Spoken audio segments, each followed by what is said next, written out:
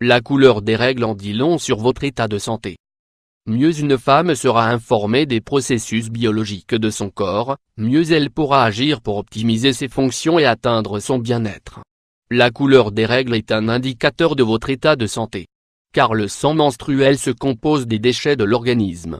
En particulier, lipides, protéines, hormones, y compris la progestérone, cellules souches, eau, cellules endométriales mortes et polluants organiques. En d'autres termes, le sang menstruel recueille les déchets du mode de vie d'une femme. De ses habitudes alimentaires, de ses activités quotidiennes et des produits qu'elle utilise. Mais à quel point connaissez-vous votre cycle ? Avez-vous déjà analysé la couleur du sang menstruel ? Avoir ces règles devient si monotone que nous ne prenons presque plus attention aux détails. Mais il est important de se demander, que dit la couleur de mon sang menstruel ? Il y a 3 aspects clés à ne pas négliger, l'abondance, la couleur et la consistance. Qu'est-ce qui est normal ? Comment savoir qu'il n'y a pas de quoi s'inquiéter ? Est-il nécessaire de vérifier ces 3 aspects tous les mois ? Nous allons vous en dire plus à ce sujet dans cet article. Les 3 aspects importants du sang menstruel. La quantité du saignement. Il y a des règles qui sont très abondantes et d'autres beaucoup moins, ce qui est tout à fait normal, tant que cela reste constant. Mais si ça change soudainement, attention. Si vous ne buvez pas assez de liquide, les règles seront moins abondantes. Cependant, si elles sont trop fortes, vous pouvez avoir des problèmes au niveau de certains organes. Pourquoi la couleur change-t-elle ? En général, cela dépend de l'état du foie. Si l'organe n'est pas bien hydraté ou à des températures élevées, la couleur change. Consistance. Lorsque vous vous débarrassez du flux menstruel, vous libérez de l'énergie qui est stockée dans le corps. Si vous faites des activités pénibles, le débit sera plus liquide. Alors que si vous avez des caillots, cela pourrait être dû au stress. Couleur rosée. Protection hygiénique. Ce type de saignement dure habituellement plus de 2 jours. S'il est présent habituellement, c'est peut-être un signe de faiblesse et de faible défense immunitaire. Mais si, soudainement, la couleur du sang change et devient rosâtre, il peut y avoir une grossesse précoce, sinon vous pourriez subir des changements hormonaux ou une infection.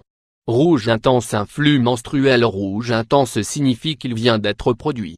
Il a une consistance légère et est courant pendant les règles. Il n'y a vraiment pas de quoi s'inquiéter. Rouge foncé. Femmes ayant des règles douloureuses. Si la couleur de votre sang menstruel a un ton violet et un écoulement sec, cela signifie que les pertes sont plus anciennes. Pour une raison quelconque, elles sont restées plus longtemps dans l'utérus et lors de l'expulsion, elles ont pris cette couleur. Même au début de vos règles, vous pouvez verser le sang de votre cycle précédent. Marron foncé. Cette dans les pertes vaginales est tout à fait normale si vous êtes à la fin de vos règles. Le débit est très faible. C'est la fin des règles. C'est généralement le tissu de l'endomètre, qui doit être expulsé pour son renouvellement. Couleur orange. Serviette hygiénique et tampon. Parfois, il est possible que le sang qui se trouve dans le col de l'utérus se mélange avec le sang menstruel. Pour cette raison, nous voyons qu'il se forme une perte hétérogène dans laquelle on distingue des bandes orange et rouge. Si la couleur orange est plus forte, vous devriez consulter votre gynécologue en raison de la possibilité d'une infection. Conseil pour un bon cycle. Buvez au moins 2 litres d'eau par jour.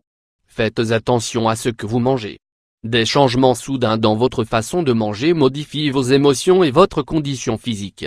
Il est recommandé de consommer des aliments riches en tryptophane tels que les céréales, le pain et le riz qui contribuent à la production de sérotonine. Ils améliorent également votre humeur. Restez à l'écart de la nourriture grasse.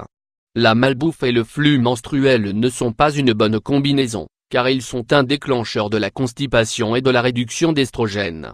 Les infusions chaudes peuvent réguler la circulation sanguine, réduire la douleur, ainsi que l'inflammation dans la région. Dormir suffisamment tous les jours. Il est important de se reposer pour renforcer les défenses, améliorer la digestion et avoir un bon fonctionnement cardiaque. Pratiquer une activité physique. Sortir à l'extérieur aide à réduire considérablement le stress et l'anxiété. De plus, si vous faites de l'exercice à l'extérieur de la maison ou à la salle de sport, le corps libère des endorphines qui soulagent la douleur et procurent un sentiment de bien-être.